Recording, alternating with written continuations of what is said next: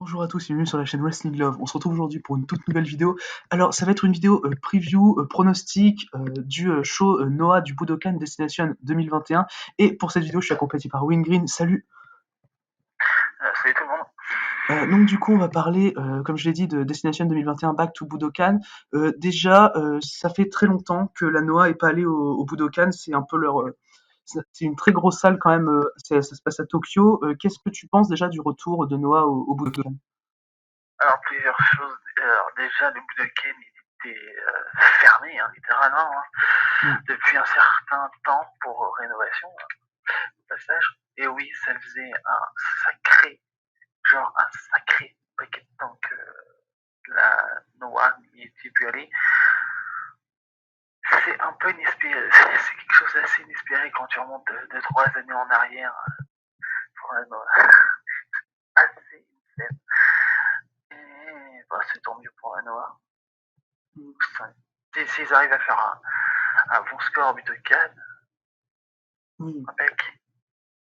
Oui, non, je suis d'accord. Après, avec l'année qu'ils ont fait l'année dernière, je pense que le Budokan va se remplir rapidement. Ça me choquerait pas. Mais du coup, voilà pour un peu présenter le contexte du show. Du coup, on va passer directement, passer directement sur la carte. Du coup, le premier match, ce sera Akitoshi Saito et Masao Inoue contre Kinya Okada et Daiki Inaba. Comme vous pouvez vous en douter, je suis pas du tout hype. Voilà, ça va être le début de tag random, le début de carte. Je pense que Okada et Inaba vont gagner parce qu'Okada a l'air d'avoir un petit push en ce moment. Il était dans le main event des shows Higher Ground, donc voilà, ça me choquerait pas. Puis Inoue, je pense qu'il va prendre le pin, il s'en fout un peu de Inoue. Oui, enfin, je sais pas. De toute façon, oui, il y a des chances que Masao Inoue se prenne le pin. Après, c'est un petit tag. On s'en fiche un peu. Ça nous permettra d'entrer dans le show et de voir. Ouais, je suis d'accord. Et je me rappelle, moi, Inoue, je crois que c'était à New Sunrise, où il avait perdu contre Fujita en 6 secondes. Là, tu te dis, bon, c'est bon, ils s'en foutent du mec, quoi. Je vais te retrouver ça, mais oui, ça va être dans un Sunrise. Mais ouais, c'est pas. Moi, C'est pas trop. j'aime bien Kinya Okada, hein. J'aime beaucoup, moi.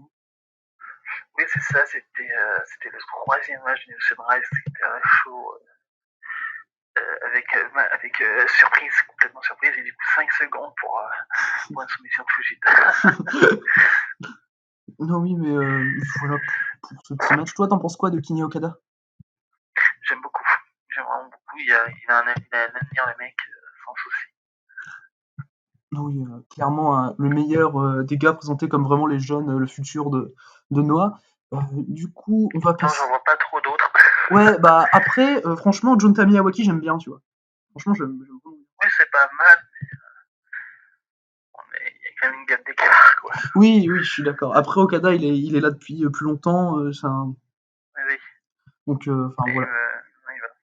Et du coup, deuxième match, ça va être un six-man, Atsushi Kotoge, Junta Miyawaki et Yasutaka Yano contre Hajime Ohara, Yohei et Fujimura. Encore une fois, même contexte que le premier match, undercard, s'en fout un peu, faut rentrer dans le show. Je pense que Ohara, Yohei et Fujimura vont gagner le match parce que Yasutaka Yano, c'est un mec depuis ses débuts chez Noah, il y a, je dirais, peut-être 2 mois, qui est présenté là pour prendre les pins. C'est logique, c'est rookie, il vient de sortir du dojo. Puis Yohei, c'est un mec quand même à surveiller dans la division junior, peut-être pour le Oui. futur. Ah, pour le futur, plus pour le présent, parce que Yoé est quand même un que j'ai remarqué depuis un petit moment. Et c'est curieux qu'il n'ait jamais eu le titre solo. Oui. Et ça fait un petit moment qu'il traîne depuis quelques années. Et ouais, je pense que c'est son équipe qui va gagner. Quand tu vois la composition des deux équipes, j'ai du mal à voir autrement. Bah pareil, en soi, Kai Fujimura, c'est un rookie qui vient de chez Wrestle One, je crois. Et franchement, ça m'étonnerait pas aussi qu'il ait un petit push. C'est possible. Après, c'est que dans Western One, King, ils ont plus de mal à avoir des gros bookies. Ouais. Après, il y a des gars de la Wrestle One en main event. Ouais, mais ils sont pas là en tant que membre de la Western One. Oui, oui. Mais voilà, c'est compliqué. Voilà pour ce petit match. On va passer à Mohamed Zone et Shuai Taniguchi contre Masaaki Mochizuki et Masato Tanaka. Mochizuki qui est plus régulièrement chez Dragon Gate et Tanaka qui tourne partout. C'est un peu un match pour faire plaisir. Voilà, t'as des légendes, des vétérans. Et je pense que Mochizuki et Tanaka vont gagner. Vu les noms, je pense que voilà. Ils ont ramené là, ils ont dit deux gros noms, on va les faire gagner. Yone Taniguchi, c'est pas dérangeant de les faire perdre. Enfin voilà, Masato Tanaka quand même. Tanaka qui vient juste d'arriver dans la MIS Alliance, là, dans l'alliance des M.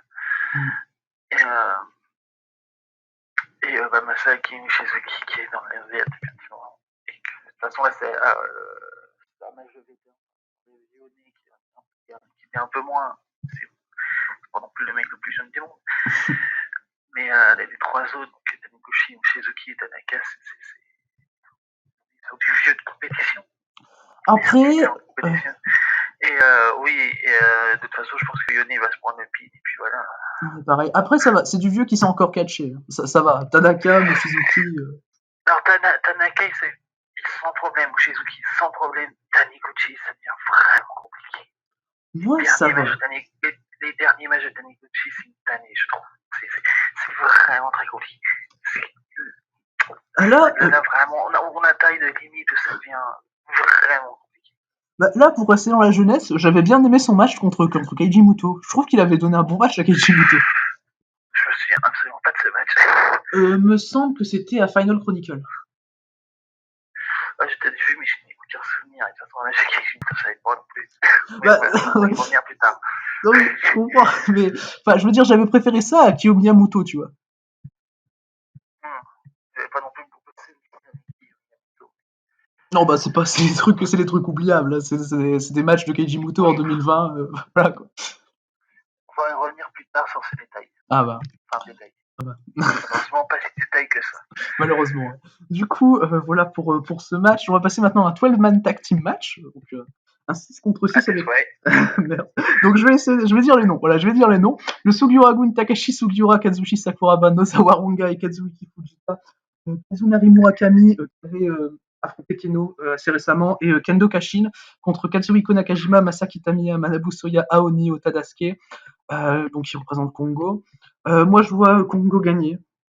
Simplement, vu les noms, t'as Kendo Kashin en face, Murakami, Fujita, même Rongai techniquement. Enfin, je veux dire, t'as que Sugiura et Sakuraba de crédibles. Et puis, c'est pour construire aussi Kongo vers les titres tag de Sugiura et Sakuraba. Oui,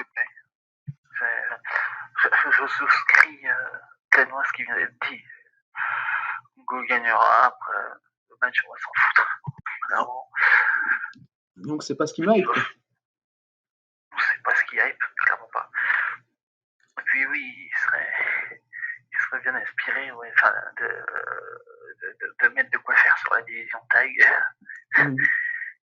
C'est compliqué, on va dire. Oui, je suis d'accord. Mais du coup, je crois que tu as un match annoncé pour les championnats tag, Nakajima et Kitamiya contre Sugiura et Sakuraba. D'accord. Donc, je sais plus si c'est Kitamiya ou Soya, mais du coup, ce serait logique de faire gagner Kongo. Et, oui. Je pense qu'ils vont gagner le titre tag d'ailleurs. Ce serait bien en tout cas. Parce que, en soi, si tu veux, t'avais Kitamiya et Soya qui ont déjà eu une chance. Là, tu remets Kitamiya en tag avec Nakajima. Pour moi, c'est pour les faire gagner. C'est sûr. Donc voilà pour ce 12-man tag team match. Donc, on va passer maintenant au plus gros match de la carte. Ça va monter crescendo avec déjà les matchs de championnat. On commence avec les junior tag. On aura Hayata et Yoshinari Ogawa qui vont défendre contre Kotaro Suzuki et Ikuto Hidaka. Moi, vu ce qui a été montré ces dernières fois par les deux équipes, moi je suis hype, tu vois. Au début, ça catchait pas, t'avais des DQ, no contest, n'importe quoi. Puis là, ça fait 2 matchs d'affilée où ça catch vraiment bien. Franchement, j'ai une belle hype pour ce match junior. Je sais pas de ton côté, je pense que Hayata et Ogawa vont conserver personnellement. Je pense. C'est compliqué parce que les filles juniors, ça change de main comme de chemise. Surtout les juniors taille. Ouais. Et comme tu le dis, c'est compliqué. Enfin, à mon sens, c'est compliqué d'investir dans tout ce bordel, étant donné que c'est du gros bazar. C'est un bazar sans nom, la division junior Nora. C'est un bazar absolu. Après, en soi, le match me hype. Le match me hype plus ou moins, c'est-à-dire que je sais que ça va être ça va être bon dans le ring. Après, j'espère juste que ça restera clean. Oui, non mais oui, je crois que t'as eu un show où t'avais eu un match qui avait fini en DQ pour au final faire un six-man et faire un no contest, je crois. Oui, exactement, c'était n'importe quoi. J'ai fait, les mecs, vous êtes complètement fumés. Oui, mais au moins, là, je vois depuis 2-3 shows, c'est en train de catcher entre les deux équipes. C'était surtout pour amener les débuts de Yuya Suzumu, qui est chez Freedoms, de Ikuto Hidaka, qui revient chez Noah. Et après, je trouve que franchement, cette affiche, elle peut être très très cool déjà pour terminer la rivalité, enfin, mais pour donner un peu plus de prestige au Ren Dayata et Ogawa, parce que la dernière fois qu'ils ont eu un Ren, ils ont même pas eu une défense, quoi. Exact. Vu que les junior tag, comme tu l'as dit un peu plus tôt, ça change tout le temps, il y a un moment où il faut se stabiliser 2 minutes, quoi. C'est ça. Du coup, voilà pour le junior tag. On va rester dans la division junior. C'est Daisuke Harada qui va défendre le titre junior solo contre Seiki Yoshioka. Moi, j'ai une énorme hype par ce match. Je pense que ça doit être mes 2 juniors préférés chez Noah. C'est Yoshioka, je le trouve fantastique dans tout ce qu'il fait. Harada, un super règne quand il avait pris le titre à Kotaro Suzuki, j'étais super content pour lui. Franchement, là, faire ça au Budokan comme ça, franchement, j'espère que ça va durer longtemps parce que les mecs sont géniaux. Là, tu vois, là, c'est assez serré. Je parle dans les pronostics.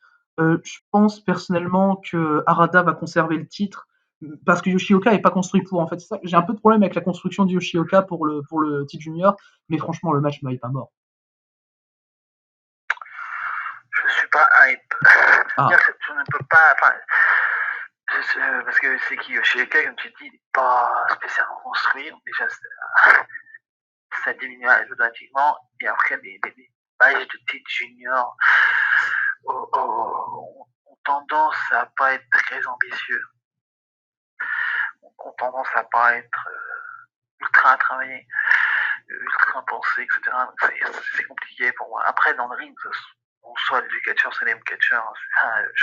Jamais de la vie, je remets ça en cause. Comment dire, j'ai vraiment beaucoup d'espoir, tu vois. En plus, le fait qu'il fasse ça au Budokan, je me dis, franchement, c'est le match qui m'a hype le plus du show, honnêtement. J'aimerais bien que ce soit le main event, mais on en reparlera. Mais c'est franchement le match qui m'a hype le plus du show, parce que les mecs, quoi, je me dis, franchement, tu leur donnes 20 minutes, voilà, quoi. Ouais, quand tu regardes la carte, j'aurais tendance, j'aurais tendance à dire que c'est le match qui a le plus de potentiel, en tout cas. À mon sens. Oui, non, je suis d'accord avec toi, clairement. Après j'ai toujours un peu peur des bookings des juniors. Oui, bah, je te comprends, si ça se trahit tout le temps, ça bouge tout le temps, c'est ça, je veux dire. Pour un peu, tu vas avoir Yohei qui va trahir Yoshioka pour lui coûter le match, quoi. Oui, pour un peu. Je serais même pas étonné. Non, mais moi non plus, ça bouge tout le temps, j'étais junior. Mais voilà, en tout cas, match qu'il faut surveiller. Du coup, on va passer à un match qui va pas être pour des titres cette fois. Mao Fuji et Jun Akiyama qui vont faire un match contre Kaito Kiyomiya et Yoshiki Namura. C'est les vieux contre les jeunes, voilà. Akiyama qui a 2 jours plus tard un match de championnat KOD Openweight, donc de DDT contre Tetsuya Endo. Donc pour moi, il va évidemment remporter le match. Voilà.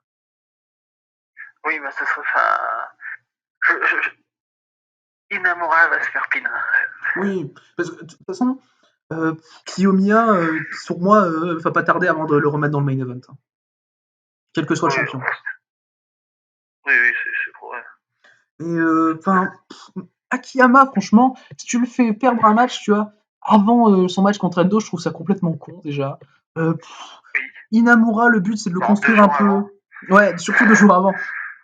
Inamura, le but c'est de le construire un peu parce que un match contre des vétérans comme ça va être bien pour lui, je pense. Après, je suis pas le plus grand fan d'Inamura, hein, mais franchement, un match contre des vétérans, tu lui donnes ça, je trouve ça assez cool pour lui.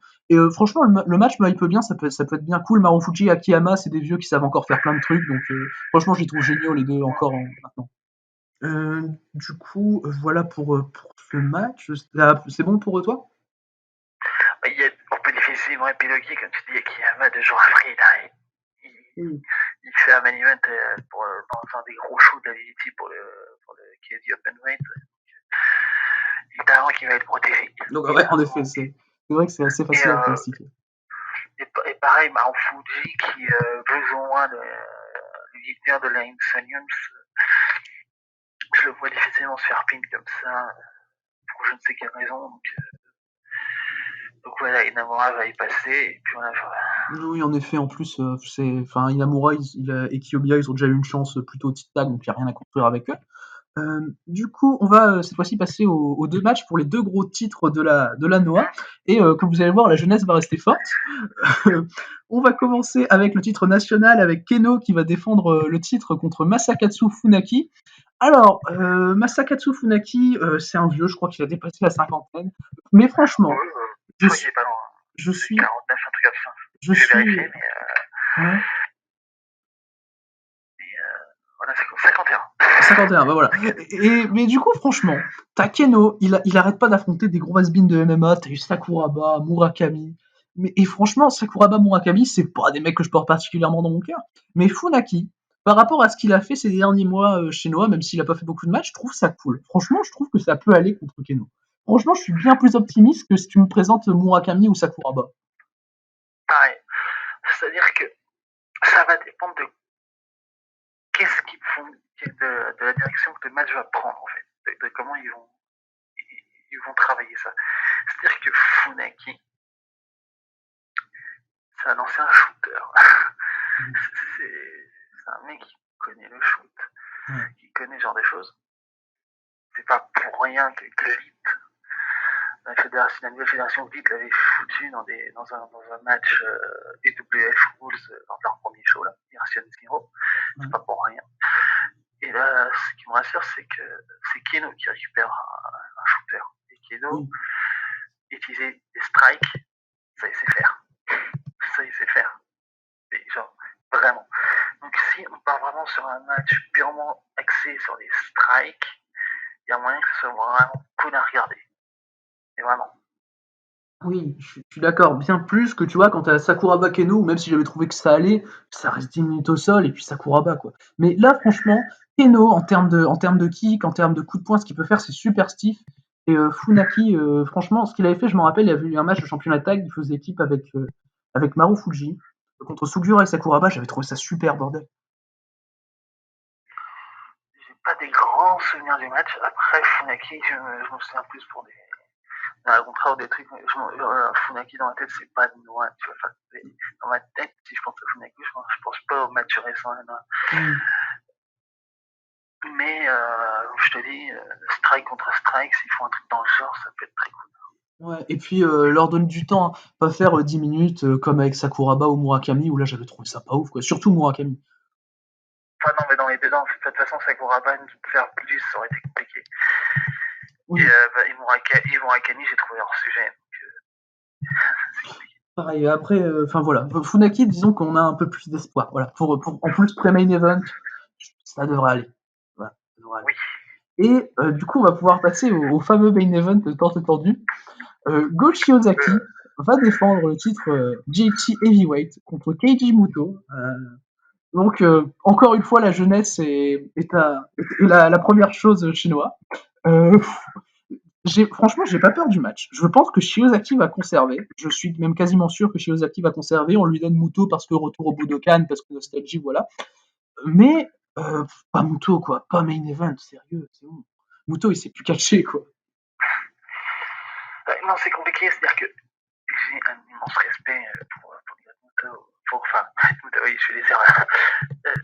C'était son autre personnage, hein, tout bêtement. Kenshinto Granita. J'ai un immense respect pour Monsieur pour sa carrière, ce qu'il a fait. Et même jusque dans les années 2000, voire même, si tu forces un peu, jusqu'à 2010, il faisait des trucs sympas. Là, c'est plus possible. Ah bah oui, c'est plus compliqué, là, en effet, ouais. Là, en fait, le mec t'arrive. Si tu veux, c'est. Je revenais dans le même cas que d'autres vieux au Japon il n'y en a pas des masses au final, il y a quelques vieux comme ça au Japon qui sont plus bons du tout. Genre, du tout. Ouais, non, du tout. Ils ont fait clairement partie des Windows, c'est-à-dire que c'est une telle, ça fait, je crois, 2-3 ans, enfin, ça fait un petit moment qu'il est revenu du côté de la noire, et dès qu'il est revenu, j'ai compris qu'il était pas bon. Même à la Wrestle Match, je crois que j'avais vu 2-3 matchs, et c'était pas bon. C'est-à-dire que le mec arrive à peine à marcher, déjà, c'est compliqué. Ouais, non, sérieux, c'est un peu, tu vois, ce que je compare à Jakong chez les femmes, tu vois. Oui, j'avais à peu près la même comparaison en tête. Ouais, oui. Non, mais Muto, clairement, les dernières performances qu'il a faites, ça s'approche du néant. Et là, même si Go Shiozaki, ce qu'il a fait l'année dernière, fantastique, là, je veux dire, j'ai du mal à croire qu'ils peuvent sortir un 4, quoi. Il n'y aura pas d'écart. Oui, Enfin, je ne veux pas être pessimiste, hein, mais la dernière fois que Muto a claqué un véritable 4, ça fait bien longtemps. ouais. Non, c'était il y a plus de 10 ans, peut-être. Oui, bah, je pense que ça doit faire quelque chose comme il y a 10 ans, un truc comme ça. Donc, voilà, c'est compliqué pour en dire. Là, le défi de Shiozaki est impossible. Hein, mais de toute façon, voilà, c'est pas. Je veux dire, le show, c'est pas non plus comme s'il faisait ça hein, pour la tournée des 20 ans, un gros show Chronicle, tout ça. Là, même si c'est un show un peu plus pour la nostalgie, en fait. Tu vois. Donc, bon. Mais tu vois, toujours Keiji Muto en main event, bon, j'aurais limite préféré qu'il aille vers le titre national, quoi. Oui, ben, mais bon, c'est Keiji Muto, c'est le Budokan, c'est la Noël qui est venue. T'as toute une sphère qui fait que. Enfin, il y a des. Le truc qu'on dit, c'est qu'on comprend la logique. Ouais. On comprend la logique, on sait pourquoi c'est là, on sait pourquoi ça a été fait, etc. Après, ça reste compliqué. Ça reste Muto en main event. Et surtout, il y a une crainte qui est passée sur Muto, pas nécessairement indiquée dans cette vidéo pour le moment.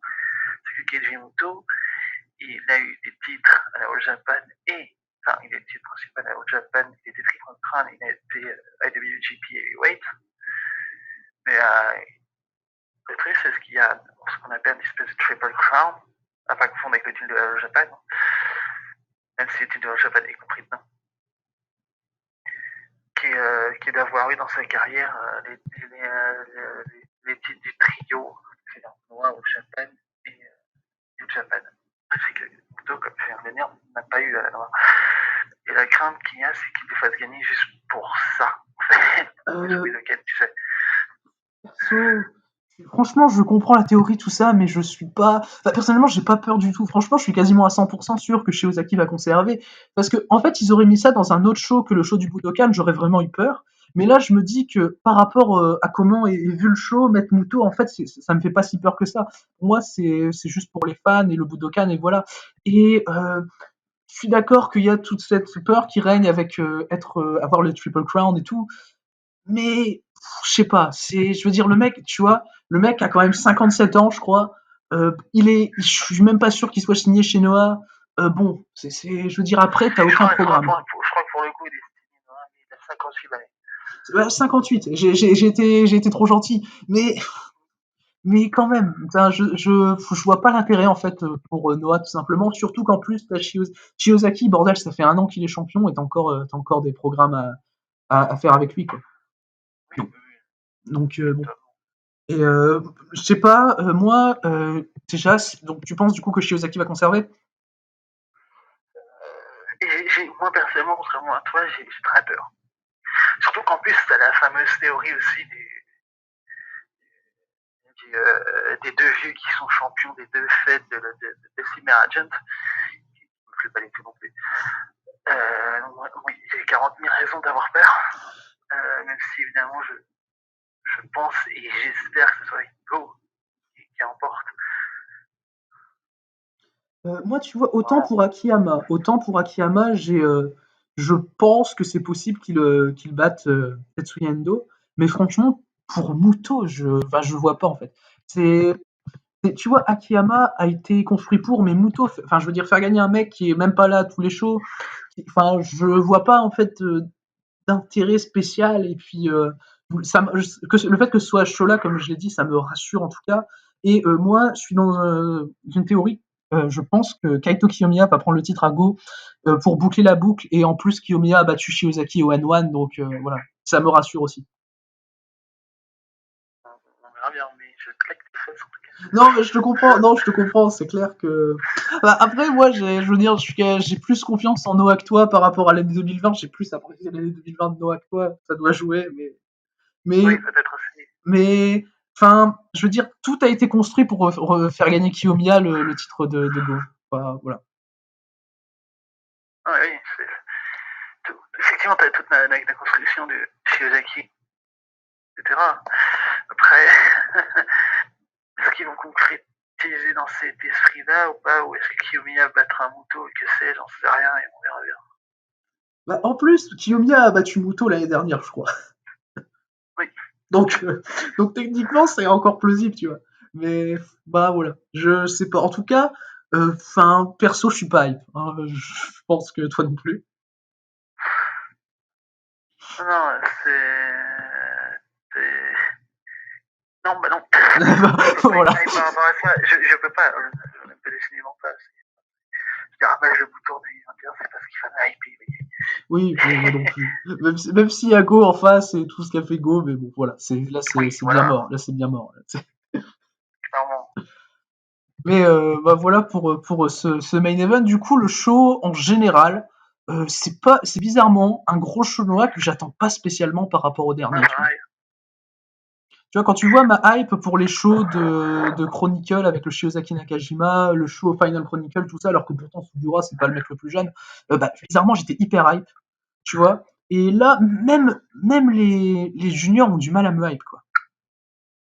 Non, mais moi, je ne suis pas hyper du show, hein. C'est une évidence. Je pense que ça s'est ressenti par rapport à mes commentaires qu'on a fait contre les matchs.